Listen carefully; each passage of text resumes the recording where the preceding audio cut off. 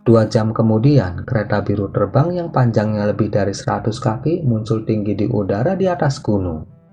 Kemudian melesat maju ke arah tertentu sebagai seberkas sayap biru.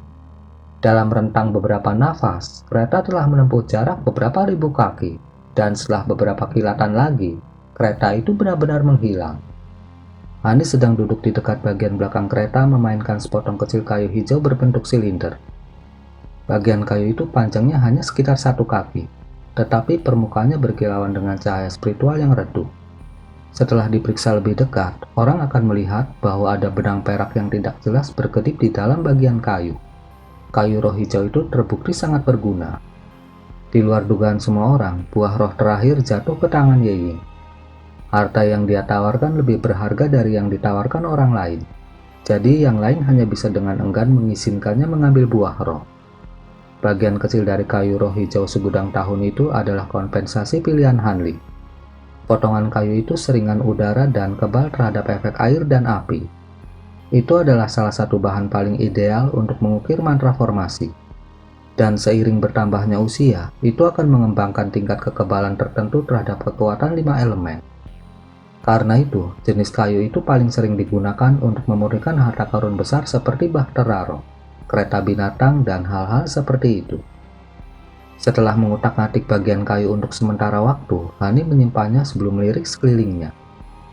Kereta terbang telah disediakan oleh Londong sekali lagi.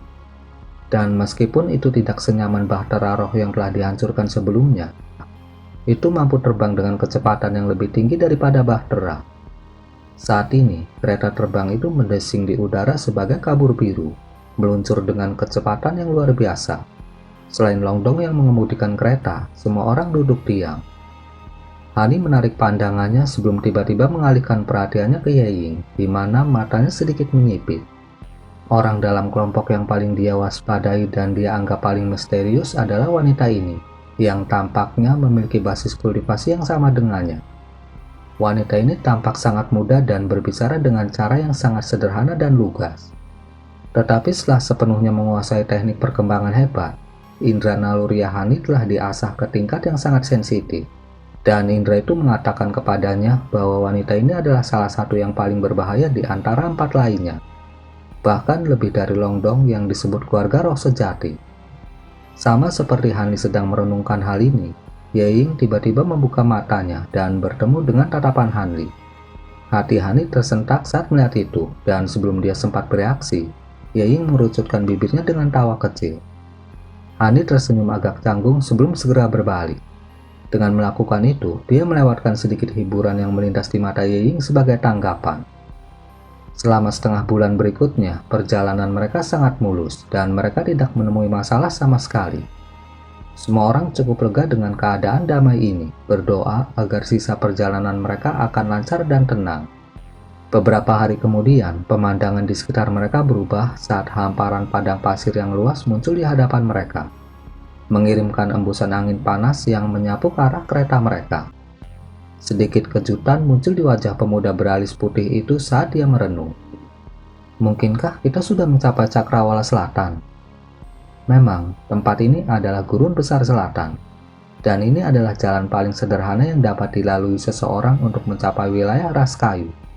Jawab Longdong dengan suara serius. Aku sudah mendengar banyak hal tentang tempat ini.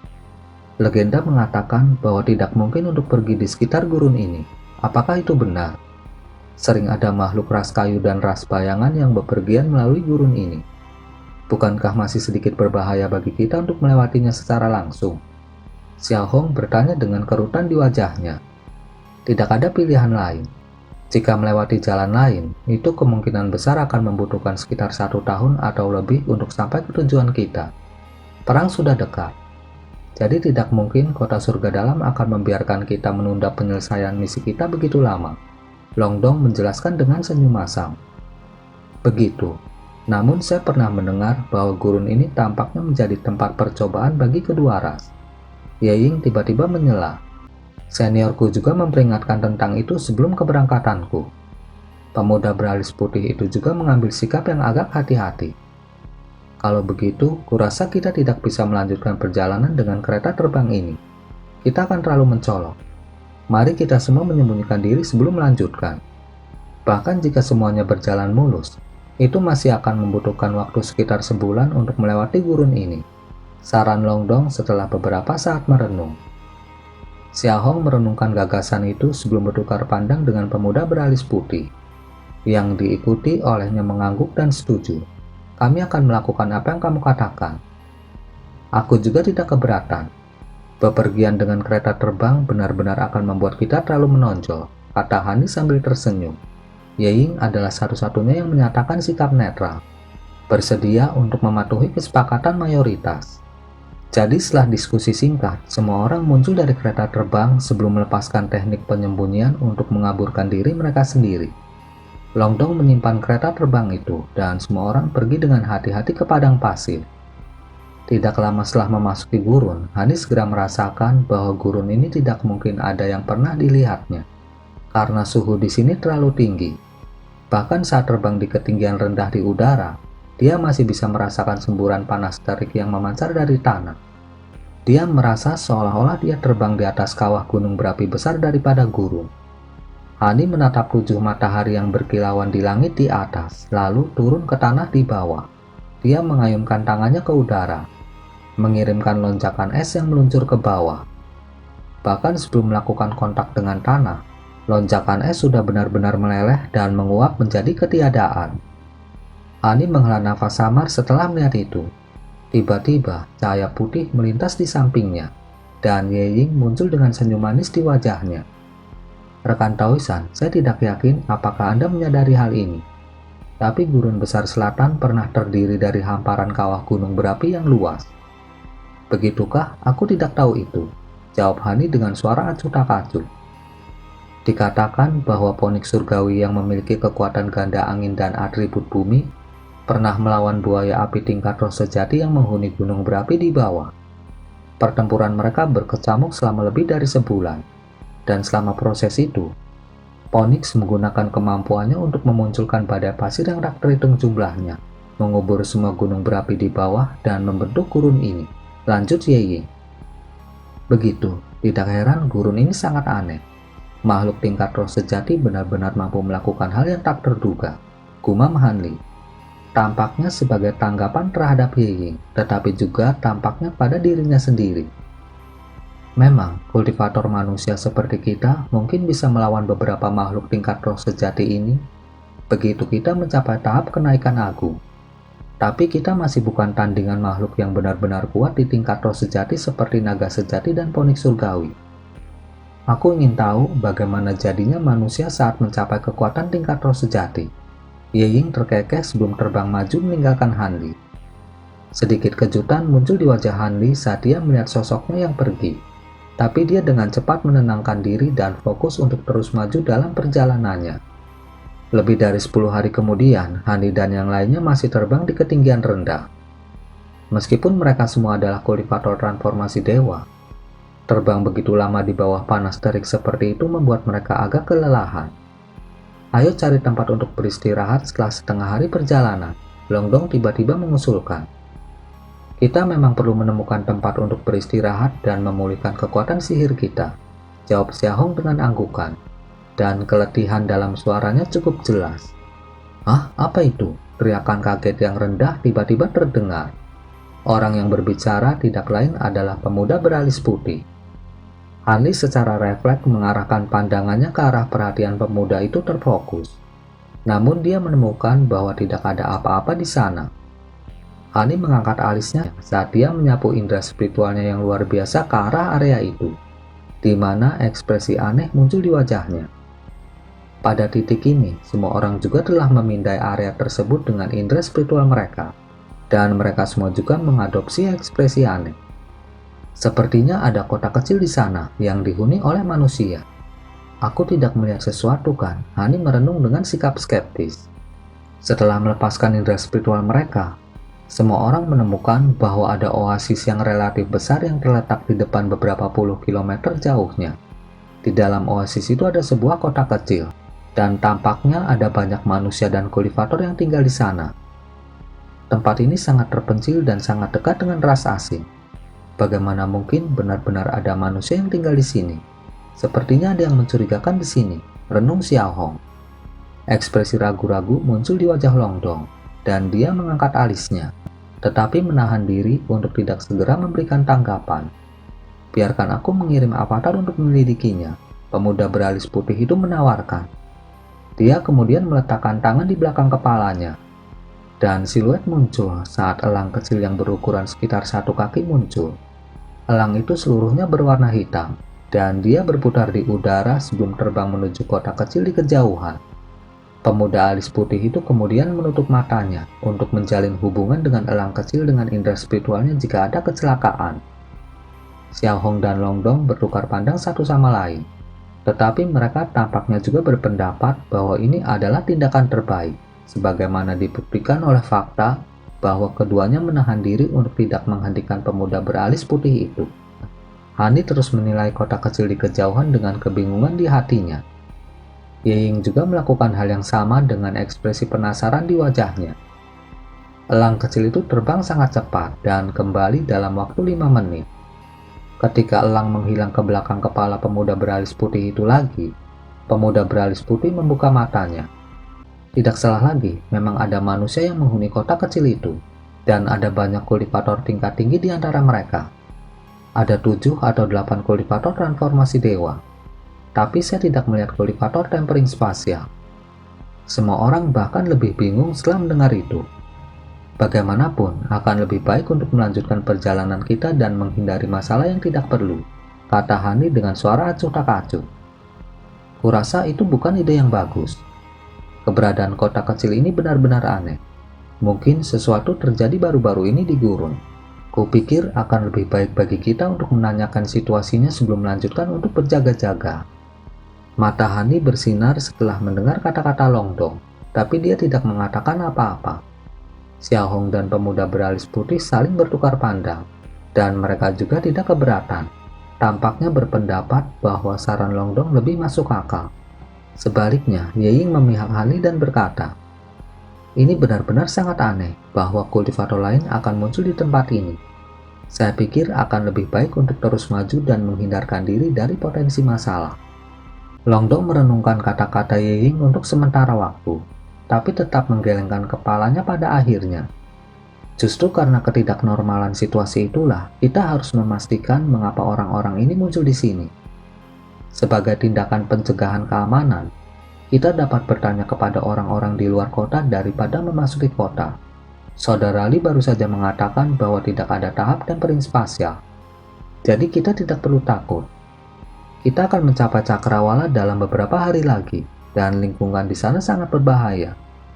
Jika kita masuk tanpa mengumpulkan semua informasi yang kita bisa sangat mungkin kita semua mati di sana. Saya masih berpikir mungkin kita harus melanjutkan dengan hati-hati. Sepertinya kita harus mencoba dan mengumpulkan beberapa informasi. Bagaimana dengan ini? Kita akan mensurvei kota dari jauh tanpa memberitahu para kultivator di sana tentang kehadiran kita untuk saat ini. Jika memang ada masalah yang memerlukan penyelidikan lebih lanjut, kita tunjukkan saja diri kita kalau begitu. Xiao Hong menawarkan kompromi antara dua tindakan yang diusulkan. Itu ide yang bagus, Long Dong mengangguk sebagai jawaban. Hani mengelus dagunya, sementara Ye Ying menawarkan senyum manis, dan tak satu pun dari mereka mengatakan apa-apa lagi. Jadi semua orang menyembunyikan diri mereka sekali lagi sebelum terbang tanpa suara menuju kota kecil. Meskipun mereka telah melambat cukup signifikan untuk memprioritaskan teknik siluman di atas kecepatan, dengan basis kultivasi mereka, masih tidak butuh waktu lama bagi mereka untuk menempuh jarak beberapa ratus kilometer ke kota kecil. Pada awalnya, oasis itu hanya berupa noda hijau di kejauhan. Setelah mendekat, mereka menemukan bahwa itu memang area yang relatif luas. Tidak hanya ada semak belukar dengan ketinggian yang berbeda di daerah sekitarnya, bahkan ada sebuah danau dengan radius beberapa kilometer yang terletak di tengah oasis. Di samping danau ini, ada sebuah kota kecil yang dikelilingi oleh tembok batu putih yang tingginya beberapa puluh kaki. Tepat di depan adalah gerbang kota besar yang lebarnya lebih dari 100 kaki, dan ada selusin kultivator berjubah kuning yang berjaga di sana. Semuanya berada di sekitar tahap pembangunan fondasi. Di luar kota kecil di dekat danau, Ada manusia yang tidak memiliki kekuatan sihir berkeliaran dengan cara membungkuk, sepertinya menanam sesuatu. Hani berhenti di udara sebelum menyapu indera spiritualnya menuju kotak kecil secara diam-diam. Longdong dan yang lainnya juga berhenti saat mereka melepaskan teknik rahasia pendeteksian mereka sendiri. Penghuni kota itu memang semua manusia dan kultivator. Semuanya juga tampak normal. Ada beberapa kultivator di kota, dengan sekitar 7 atau 8 dari mereka ditransformasi dewa. Tidak ada kultivator tempering spasial di sana, atau mereka menyembunyikan aura mereka agar tidak ditemukan. Xiaohong menyimpulkan setelah beberapa saat. Ini benar-benar terlihat seperti semuanya normal. Apakah kalian ada yang menemukan sesuatu yang salah? Longdong bertanya setelah keheningan yang berkepanjangan. Sepertinya tidak ada batasan atau formasi yang dipasang di sekitar kota. Dan satu-satunya fitur yang patut diperhatikan tentang tempat itu adalah suhu di sana tampaknya jauh lebih dingin daripada di tempat lain. Pria muda beralis putih itu berkata, "Itu memang agak tidak normal. Tetapi fakta bahwa oasis ada di sini sudah sangat luar biasa. Jadi itu tidak memberitahu kita apa-apa," renung Xiaohong. Tiba-tiba suara asing terdengar di udara di atas. Tidak perlu banyak spekulasi. Mengapa kalian semua tidak datang mengunjungi kota kami dan mencari tahu semuanya sendiri? Hati semua orang tersentak kaget setelah mendengar itu, dan mereka langsung bubar tanpa ragu-ragu. Semua dari mereka melarikan diri ke beberapa ratus kaki jauhnya sebelum hati-hati melihat ke udara di atas. Nyata, mereka semua gagal memperhatikan seorang pendeta Taois tua berjubah ungu yang muncul di atas kepala. Saat ini, dia menatap semua orang dengan ekspresi baik di wajahnya. Apa yang paling mengejutkan bagi semua orang adalah bahwa pendeta Taois ini adalah seorang kultivator tempering spasial menengah. Jika bukan karena fakta bahwa dia adalah seorang kultivator manusia, mereka semua akan segera melarikan diri dari tempat kejadian. Longdong mengarahkan pandangannya ke arah pendeta Taois, dan ada sedikit kekecewaan bercampur dengan kejutan di matanya. "Kami memberi hormat kepada senior yang terhormat.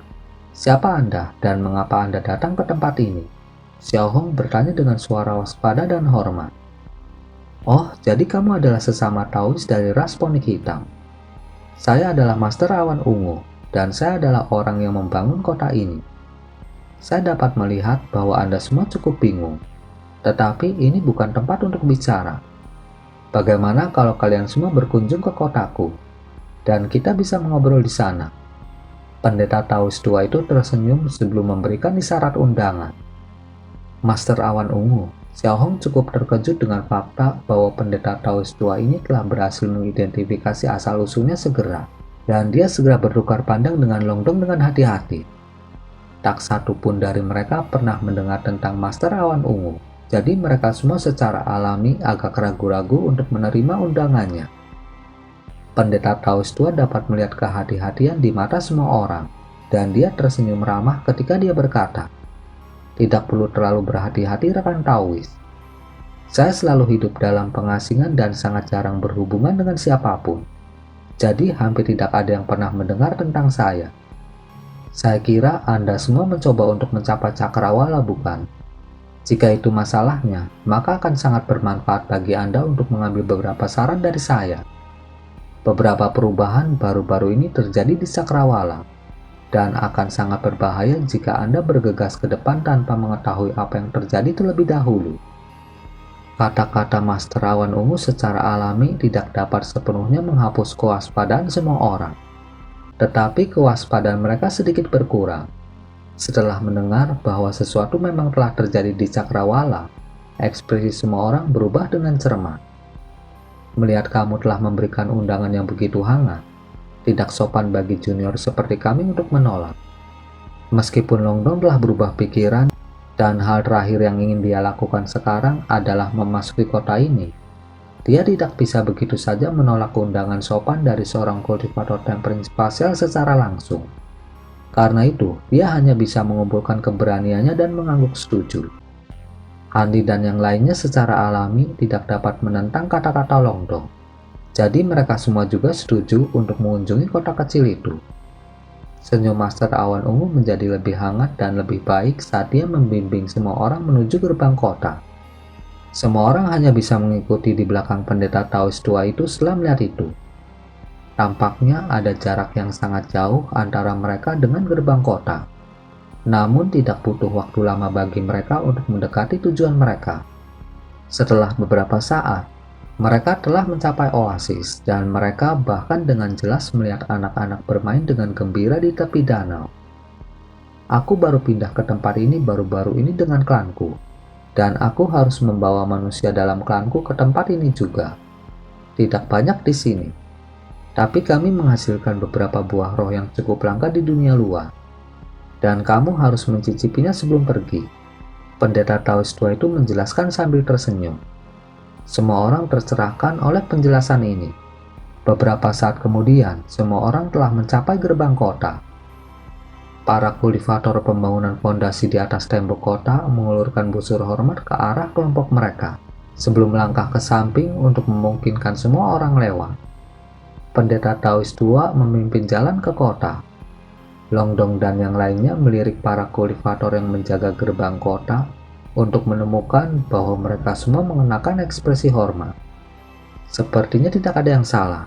Jadi dia juga masuk dan mengikuti di belakang Master Awan Ungu setelah ragu-ragu sebentar. Hani melewati beberapa kultivator pembangunan fondasi dan semuanya tampak benar-benar normal. Namun tepat pada saat itu, tangisan renyah tiba-tiba meletus di udara di atas. Bola api perak tiba-tiba melesat menyerang salah satu kultivator di dekatnya. Api perak segera menelan kultivator itu sepenuhnya. Long Dong dan yang lainnya terperangah melihat itu. Kamu pikir apa yang kamu lakukan? Aku telah menyampaikan undangan yang baik kepada kalian semua. Namun kamu menyerang salah satu juniorku. Ekspresi Master Awan Ungu tiba-tiba menjadi gelap saat dia bergegas menuju Handi. Dia mengangkat tangan, menyulap tangan besar yang dibangun dari cahaya merah yang jatuh ke arah Handi. Handi awalnya memasang ekspresi agak bingung di wajahnya. Tapi dia langsung mengerti segalanya begitu api perak menyelimuti kultivator pembangunan fondasi itu. Namun, ini bukan waktu yang tepat untuk merenungkan penemuannya.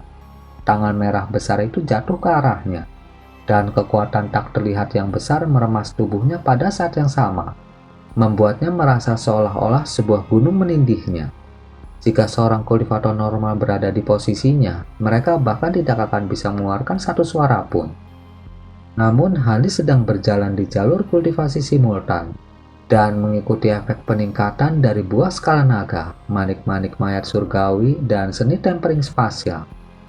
Tubuhnya secara signifikan lebih kuat daripada orang-orang seperti Xiaohong dan Alis Putih, bahkan tanpa menggunakan seni iblis sejati. Dengan demikian, kekuatan besar yang jelas-jelas seharusnya melumpuhkannya sepenuhnya diabaikan dengan mudah, dan dia tiba-tiba menghilang di tempat. Detik berikutnya, dia muncul lebih dari 200 kaki jauhnya. Dia telah melepaskan transformasi 9 angin miliknya. Dengan keadaan tubuhnya saat ini dan basis kultivasinya, dia dapat dengan mudah melepaskan transformasi 9 angin bahkan tanpa menggunakan sayap pada petirnya. Pergi dari sini. Mereka semua adalah boneka yang telah dirasuki oleh makhluk-makhluk suku bayangan. Hani meraung saat dia meluncur di udara sebagai seberkas cahaya biru. Pada saat yang sama, kultivator yang telah ditelan oleh api perak melepaskan lolongan mengerikan saat bayangan abu-abu tiba-tiba melesat keluar dari tubuhnya. Namun begitu bayangan itu bersentuhan dengan api perak, itu dilahap menjadi ketiadaan. Hanya sepersekian detik telah berlalu dari saat api perak meletus dari tubuh Hani hingga saat Hani melarikan diri dari pembalasan mendadak pendeta Taois tua itu. Semua orang awalnya benar-benar bingung dan tidak tahu apa yang terjadi.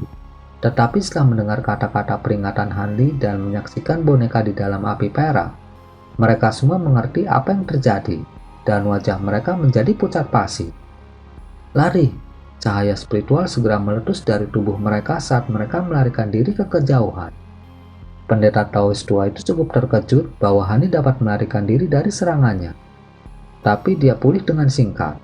Dia segera melepaskan harum dingin saat dia menyapu lengan baju ke salah satu kultivator yang melarikan diri. Benang merah yang tak terhitung jumlahnya tiba-tiba melesat keluar dari dalam lengan bajunya, mengikat diri mereka dengan erat di sekitar seberkas cahaya itu dan memaksanya turun dari langit di atas. Cahaya surut untuk mengungkapkan seorang kultivator dengan ekspresi kaget dan marah di wajahnya, yang telah sepenuhnya terikat oleh benang merah yang tak terhitung jumlahnya. Orang yang ditangkap adalah pemuda beralis putih. Cahaya hitam memancar di sekujur tubuhnya saat dia mati-matian mencoba untuk menahan benang merah itu. Tetapi usahanya terbukti sia-sia. Ekspresi seram muncul di wajah pendeta Taos tua itu saat dia perlahan berjalan ke arah pria muda itu.